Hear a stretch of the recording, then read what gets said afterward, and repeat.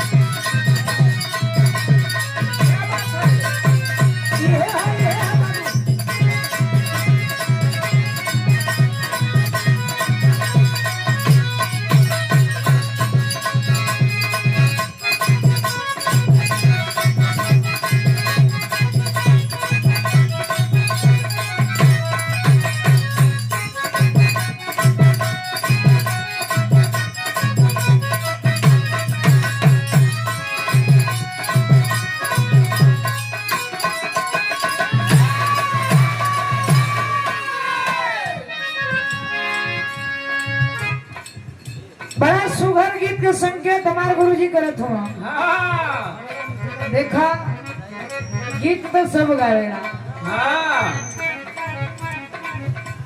और से सुनला हो आप लोग और ये हर कोनो देवर का हरकत हो। कोनो देवर मन बढ़ू हो भौजाई के बड़ा परेशान करत हो।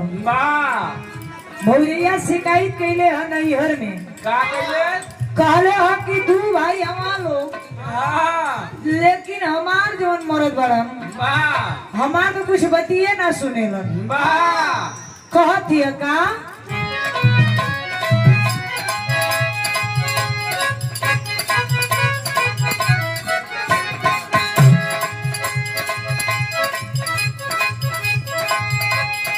करे नहीं कादर भतार घरवाली के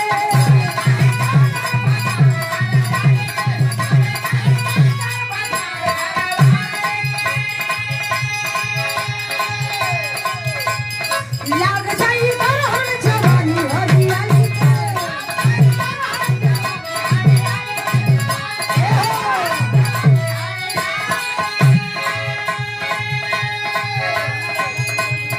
करे नहीं कादर भतार घरवाली के लाग जाई बरहन जवानी हरियाली के मुखन देवरा देवाली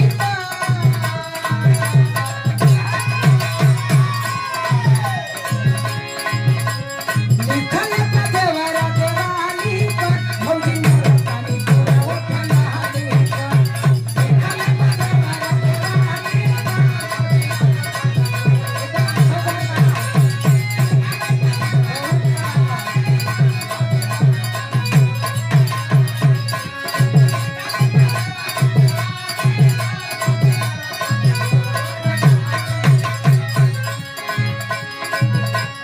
रहे लठियार एक छानी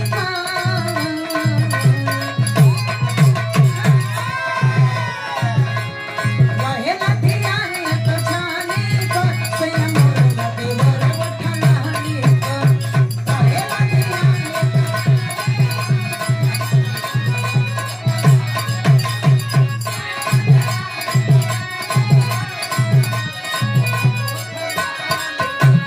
के हो का बताई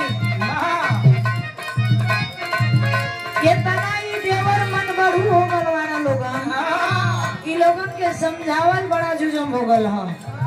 ई लोग मनी है ना भौजाई बड़ा परेशान हो कि कहीं कहीं दीवार पे ऐसा बात लिखत हुआ जुबान से बोले के हिम्मत ना तब दिवलिये पे संकेत करत हुआ। कोनो भौजाई के रात के सूते में बड़ा परेशान कैले है देवर भौजाई कहले है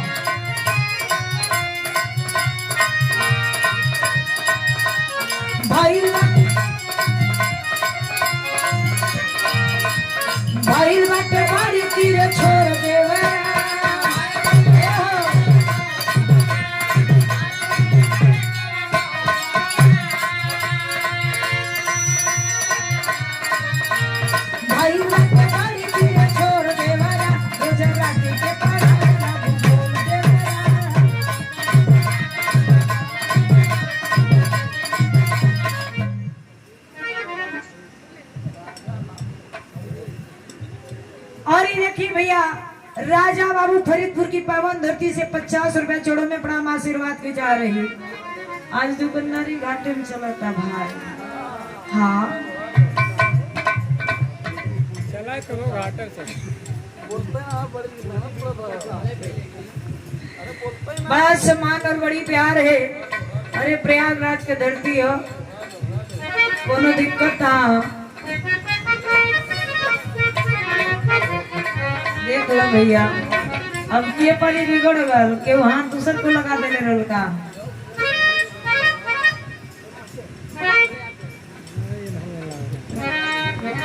भौजाई कहे कि इतना मन बढ़ू हो गल कि रात बिरात सुते ना देथुआ।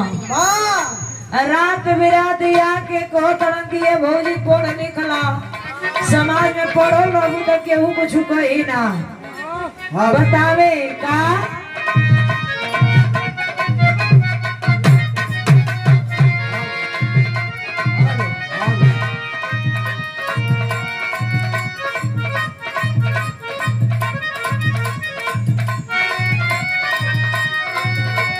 धरती बतावे गोल गोल देवला।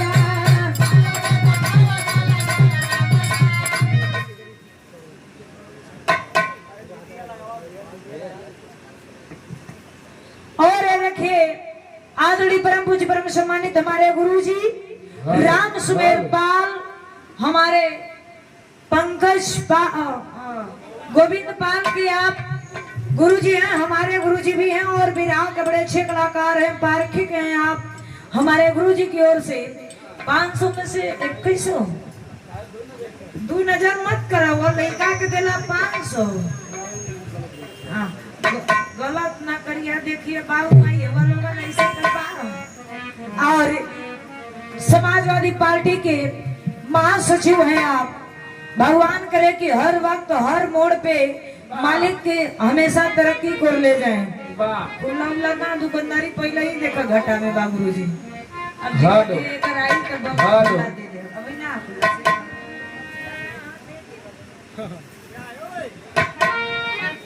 नहीं तो 4 बार अभी बुलवा दिए काम गुरु जी की ओर से बड़ी सम्मान और बड़ी प्यार है।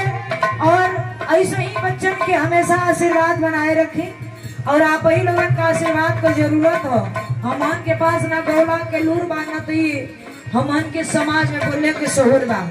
सिर्फ आप लोगों का हाथ धरावल और आप ही लोगों का सिखावल ही बच्चा हुआ।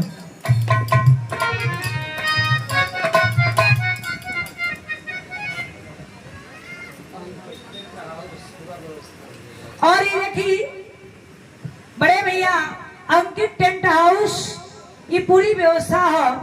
और 200 में से 100 रुपया भैया का सिर छोड़ो में पड़ा। गुरुजी जमा गुरुजी दिलदार आदमी हैं, जीवना छोट करिए अब दे दिया गुरु ना गुरुजी चिकन तो बैठा रहा तू चल जीवा तो माफी बंधिया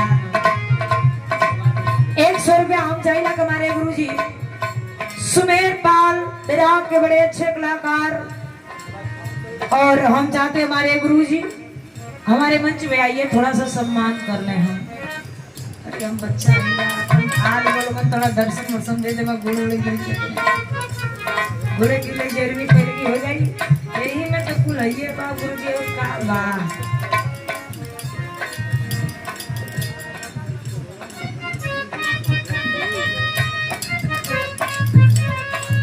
हमारे गुरु जी मंच पे आवत हम कनी आप लोग ताली बजा के सम्मान कर दे दो।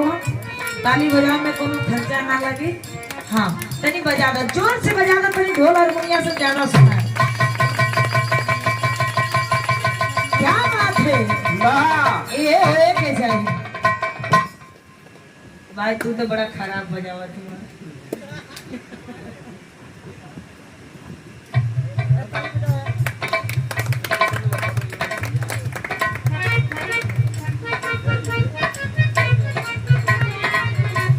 समाजवादी पार्टी के जिला महासचिव हमारे गुरुजी सुमेर पाल, राम सुमेर पाल बिरहा के बहुत अच्छे कलाकार, जगत गुरु हैं आप। जगत गुरु जितना कहा जाए उतना कम है। गुरु जी की ओर से पुनः 500 रुपया दे के सम्मान के लिए हम गुरुजी में छुच्छी थोड़ो जी है भाई, तू सौ दी है।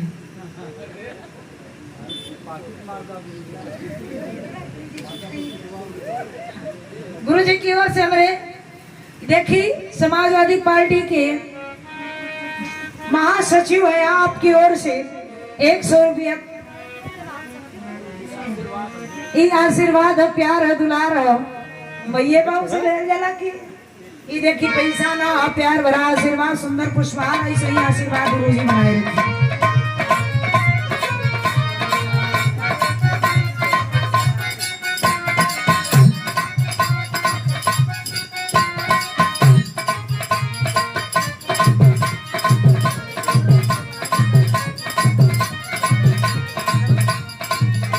बड़ी सुगर गीत कृष्ण के मार्केट में चर्चा है गीत को। अरे गुरुजी बड़ी सुगर, कोनो लड़की कोनो लड़का के दीवाना कर दिलस कोले। हाँ खाना तैयार बा, भोजन तैयार है, आप लोग प्रसाद भी ग्रहण करते रही और भजन का भी आनंद लेते रही।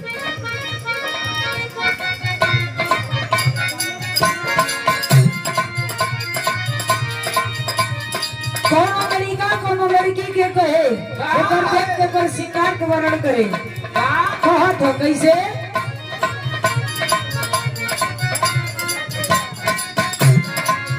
ए गोविंद ये कहे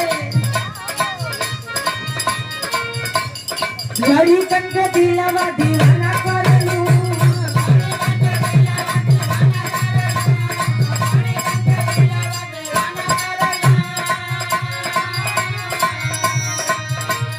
मांगला पे चुमा गोरी मना करलू,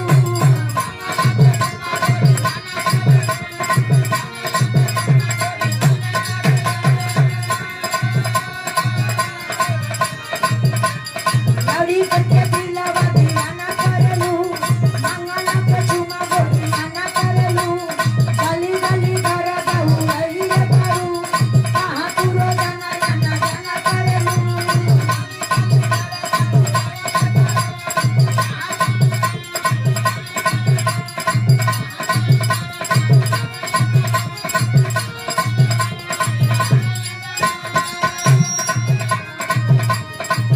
कबो कनकी दबा देलू, कबो जुल्फी उड़ा देलू,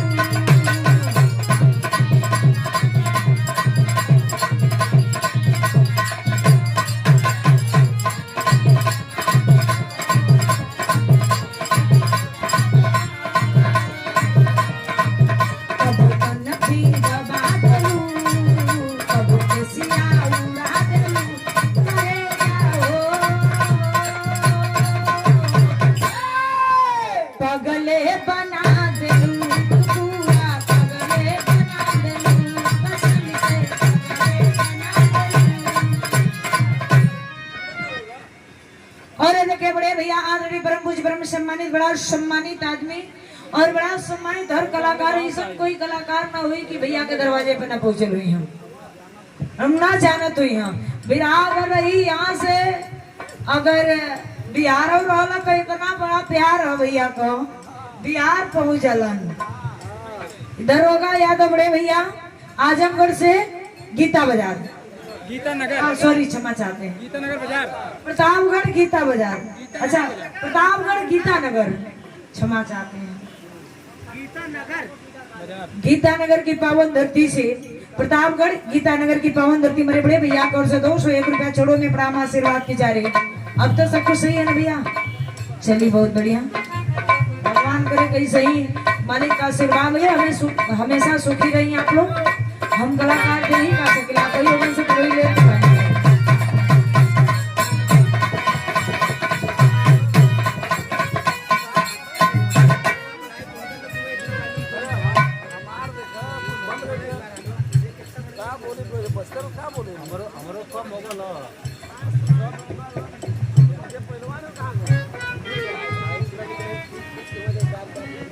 आसवानी अरूप पाल और ये देखी वो नहीं का उनके दादाजी गाते रही हम। अरे छोट मुन्ना ये छोट भाई की ओर से शोका कुल परिवार से 100 रुपया छोड़ो में प्रणाम आशीर्वाद की जाए। क्या थोका गुरु जी? अच्छा पाला की गुरु जी आशीर्वाद बनाए।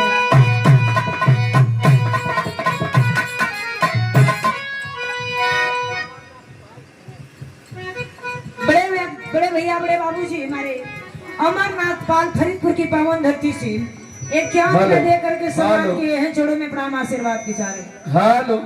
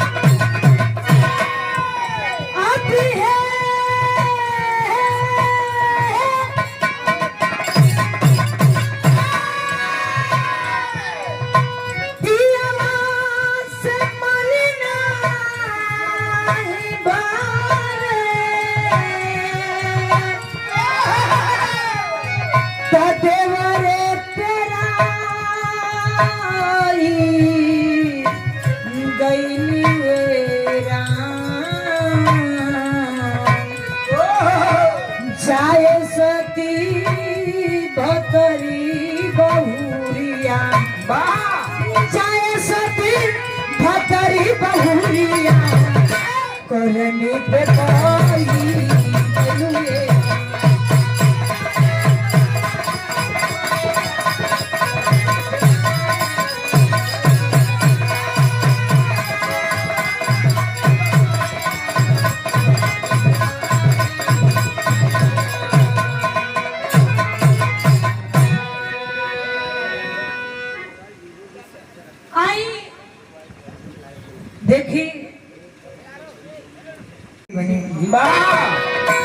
चलिएगा 4 लाइन भूमिका में भाव है कैसे?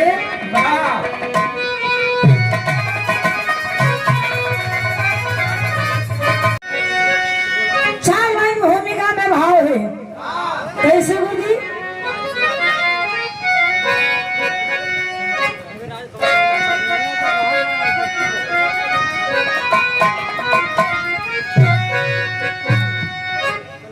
भले से करो खंड हो जाए धरती,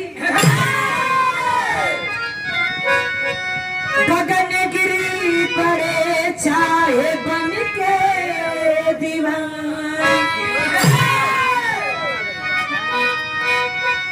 भले क्षीर सागरी में लग जाए आगी,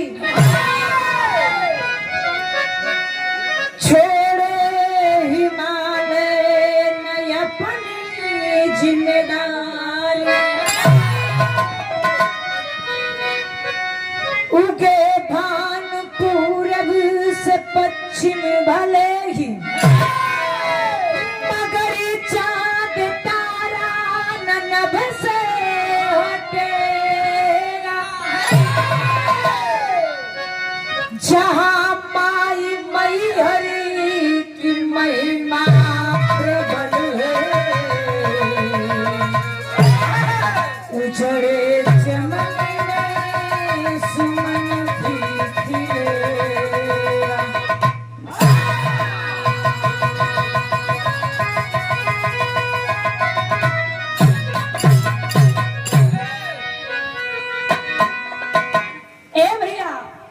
भूमिका एक जिम्मेदारी से उठल,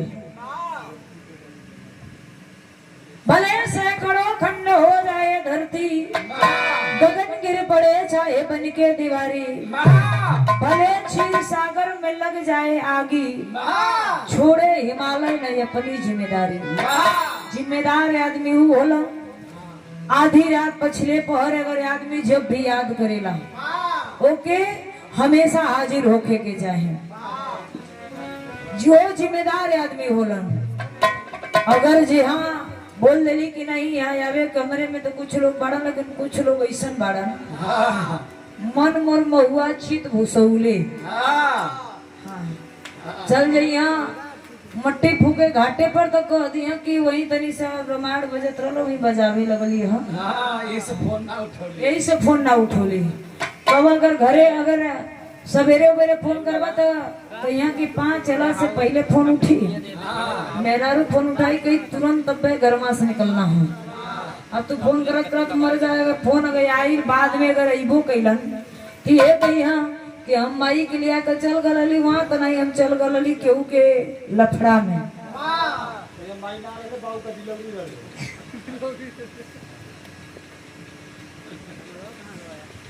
लेकिन जिम्मेदार आदमी इज्जतदार आदमी मर्द आदमी मर्दानगी पे मर जाला।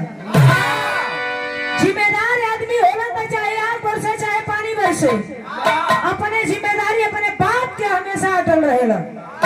लेकिन ए भैया इज्जतदार आदमी होलन के अगर एक खरोच लग जाला तो उनके जी के भी मुर्दा बन जाला, जिंदा लाश बन के ठहरेलन। लेकिन सिचुएशन बदल जात हो। मेरा अंदर बड़ी सुगर गीत बा का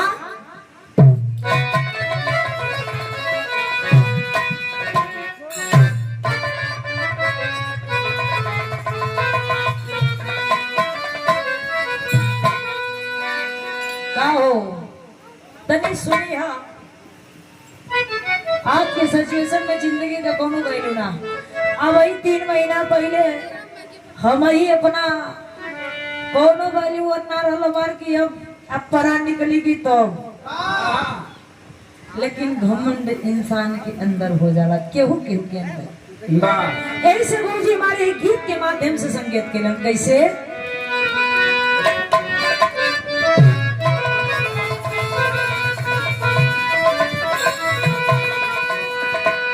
कि जिंदगी में क्या रहा,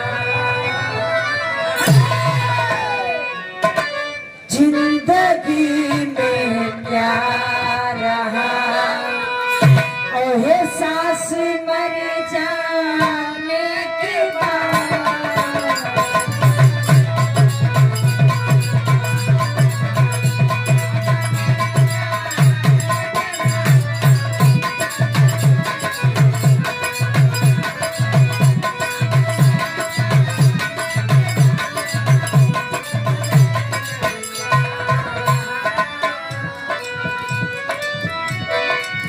जिंदगी में क्या रहा और सांस मर जाने के बाद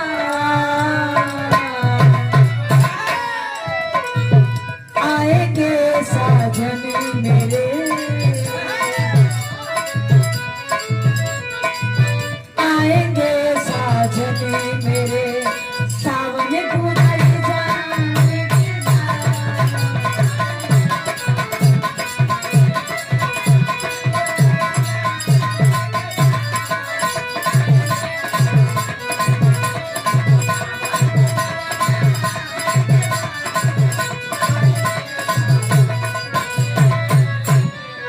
जिंदगी में क्या रहा एहसास मर जाने के बाद आएंगे साजन मेरे सावन गुजर जाने के बाद।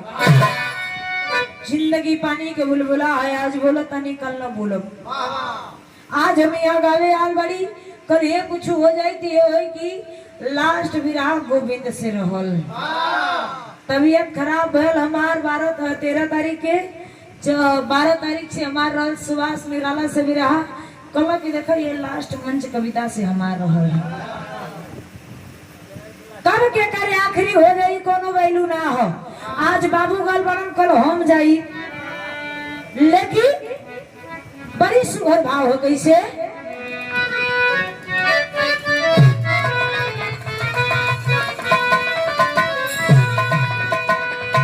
जब तलक खिलता सुमरना,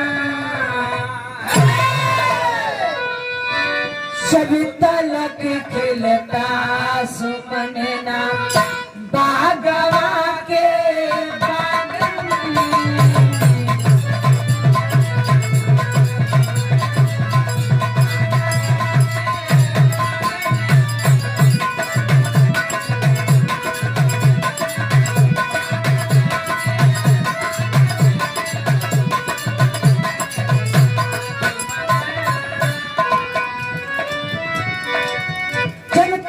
कि खिलता सुमन नाम बागवा के बाग में, तब तलक जलता है दामन, तब तलक जलता है दामन, दिल पे आगे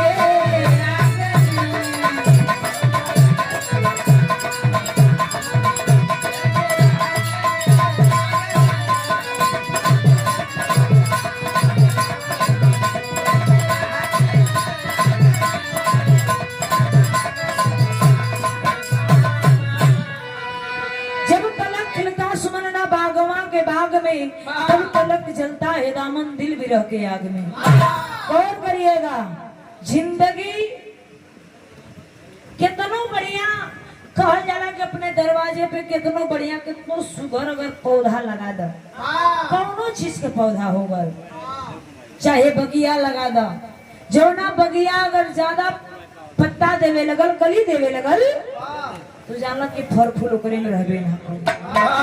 अगर फल फूल ना रही तो ओके लगावल अपने दरवाजे पर रखल एक राड़ है, ये अपने दरवाजे को शोभा बेकार करत है।